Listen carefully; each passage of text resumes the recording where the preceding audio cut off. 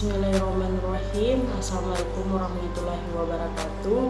Perkenalkan, nama saya Irwin Fani Gobel, kelas A5 Prodi PGSD.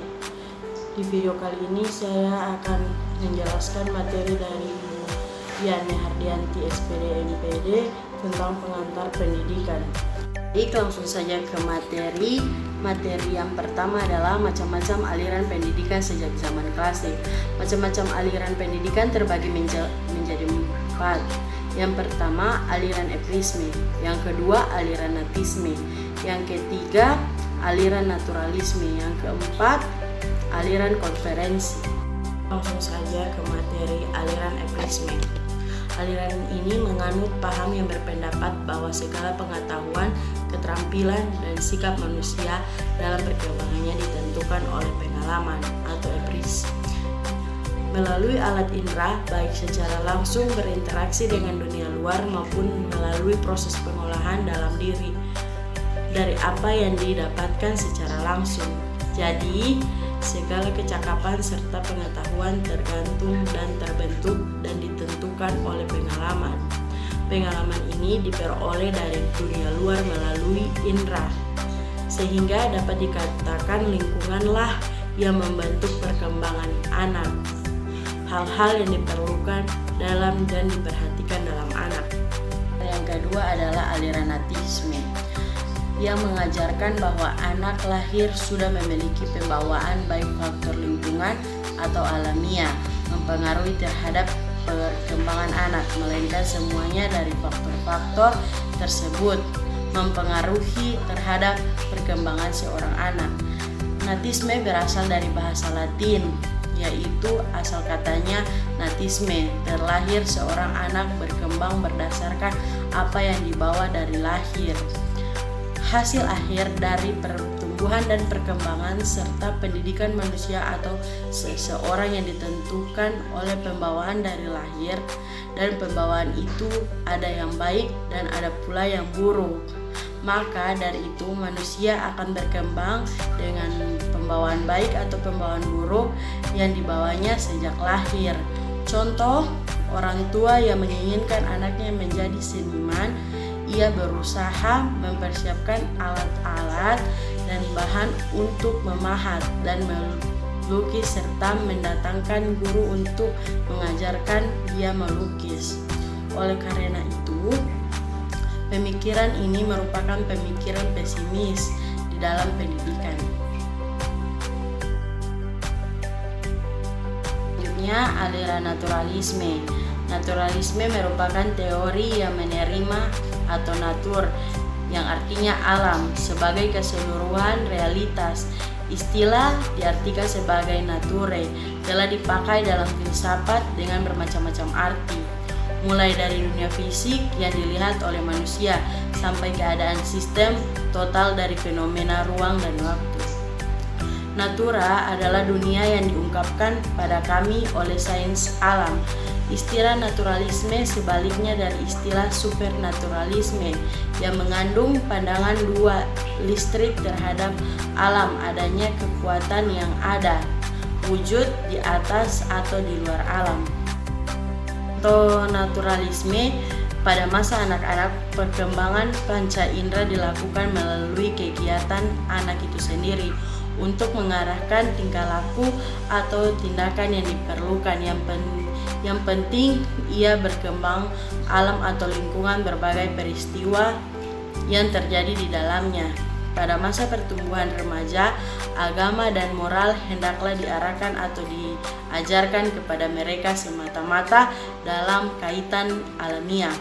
Yang kedua, kemampuan berpikir harus berkembang dan fantasi tidak dibiarkan mengajarkan bertujuan untuk menamakan suatu aturan atau otoritas tertentu, sebaiknya ditunda. Aliran konferensi. Penganut aliran ini berpendapat bahwa dalam proses perkembangan anak, baik faktor pembawaan maupun faktor lingkungan sama-sama mempunyai peran penting.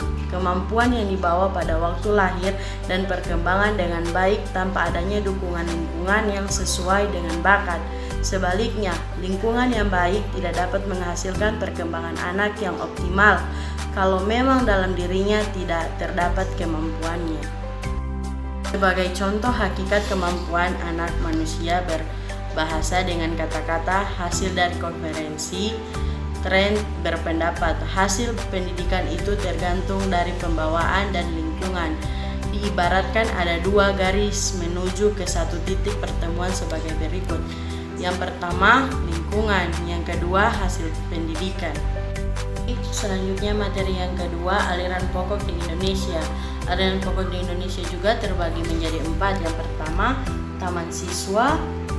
Yang kedua, Institut Nasional Syafi'i atau INS Kayutman. Yang ketiga, Muhammadiyah. Yang keempat, Ma'arif. Taman Siswa.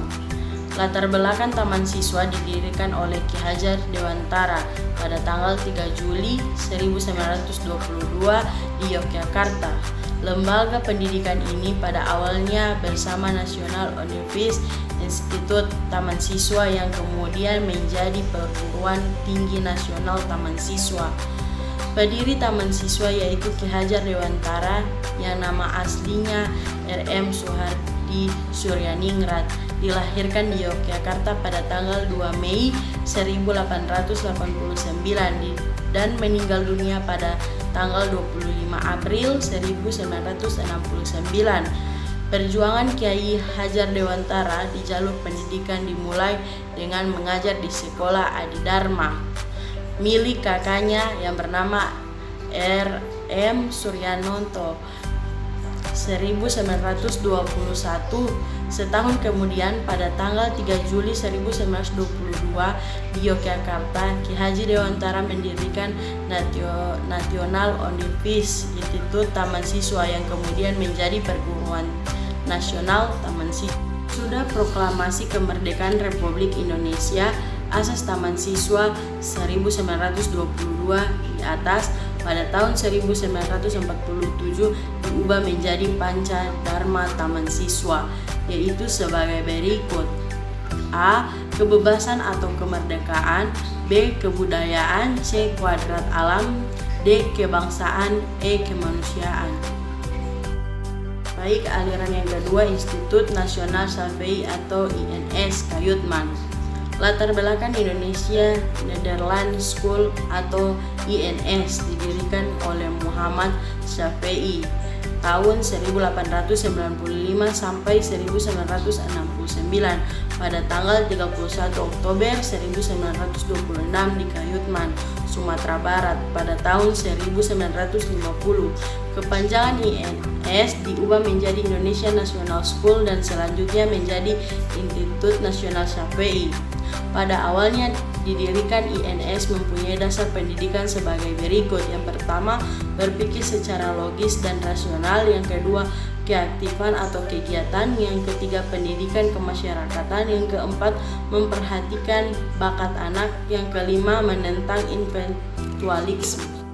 Selanjutnya, Muhammadiyah. Muhammadiyah didirikan oleh seseorang yang bernama Kiai Ahmad Dahlan pada tanggal 8 Zulhijjah 1330 sampai 18 November 1912 di Yogyakarta. Ia mendirikan organisasi Muhammadiyah sebagai organisasi yang menghembuskan jiwa pengaruhan pemikiran Islam di Indonesia, bergerak dan di berbagai bidang kehidupan umat. Pendidikan Muhammadiyah berasalkan dari Islam dan berpedoman Al-Quran dan hadis. Adapun dasar-dasar pendidikan Muhammadiyah sebagai berikut. Yang pertama, kemasyarakatan. Yang kedua, tajwid. Yang ketiga, aktivitas. Yang keempat, kreativitas. Yang kelima, optimis. Selanjutnya, Ma'arif. Ma'arif didirikan lembaga ini di NU bertujuan untuk mewujudkan cita-cita pendidikan NU. Bagi NU, pendidikan menjadi pilar utama yang harus ditegakkan demi mewujudkan masyarakat yang mandiri. Gagasan dan gerakan pendidikan ini telah dimulai sejak perintisan pendirian NU di Indonesia, dimulai dari gerakan ekonomi kerakyatan melalui Nahdlatul Tujar 1918, disusul dengan Tajwid Akbar pada tahun 1922 sebagai Gerakan Keilmuan dan Kebudayaan hingga Nahdlatul Ulama pada 1924 yang merupakan gerakan politik di bidang pendidikan. Maka ditentukan 3 pilar penting bagi Nahdlatul Ulama yang berdiri pada tanggal 31 Januari 1926 Masehi sampai 16 Rajab 1334 Hijriah, yaitu yang pertama wawasan ekonomi kerakyatan, yang kedua wawasan keilmuan sosial budaya, dan yang ketiga wawasan kebangsaan.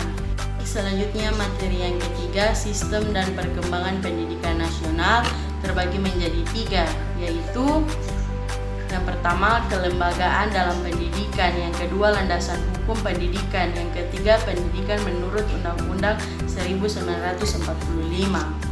Saja yang pertama, kelembagaan dalam pendidikan.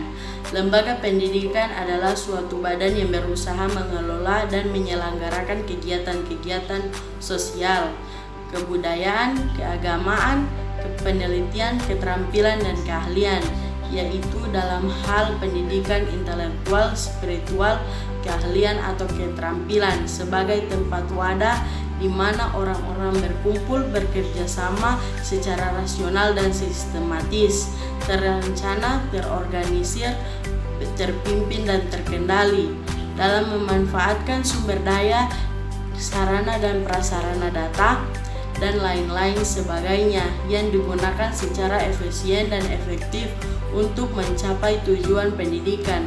Bentuk-bentuk lembaga pendidikan terbagi menjadi 3. Yang pertama, lembaga pendidikan keluarga, yang kedua, lembaga pendidikan sekolah, yang ketiga, lembaga pendidikan masyarakat.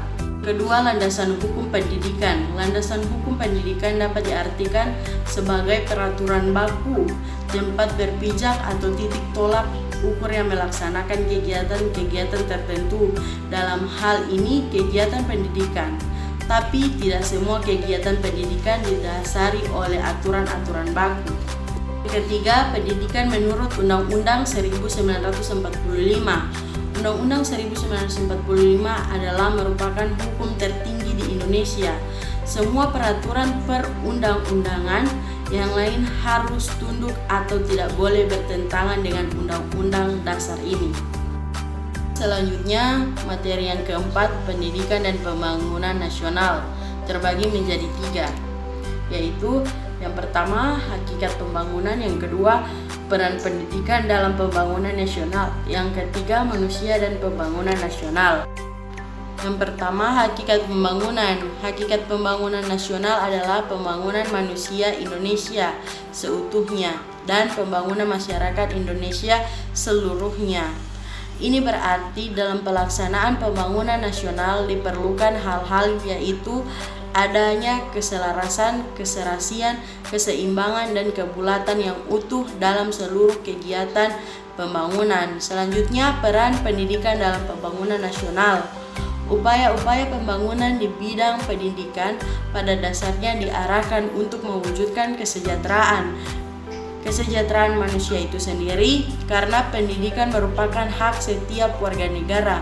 Di dalamnya terkandung makna bahwa pemberian layanan pendidikan kepada individu, masyarakat, dan warga negara adalah tanggung jawab bersama antara pemerintah, masyarakat, dan keluarga. Ketiga, manusia dan pembangunan nasional.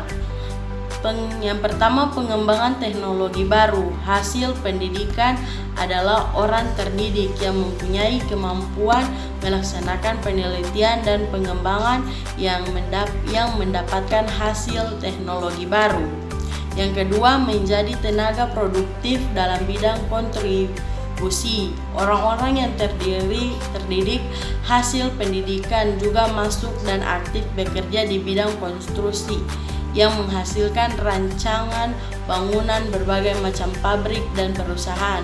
Pabrik-pabrik ini yang akan menghasilkan berbagai barang kebutuhan hidup dan jasa.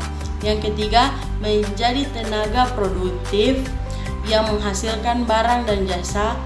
Orang-orang terdidik hasil pendidikan menjadi pula masukan dalam pabrik-pabrik dan perusahaan-perusahaan sebagai tenaga kerja produktif yang proses produksi barang-barang kebutuhan hidup dan jasa. Dengan demikian adalah penghasil barang dan jasa yang diperlukan masyarakat. Baik, itulah penjelasan materi pengantar pendidikan dari saya. Lebih dan kurangnya saya mohon maaf. Wabillahi taufiq wal hidayah. Wassalamualaikum warahmatullahi wabarakatuh.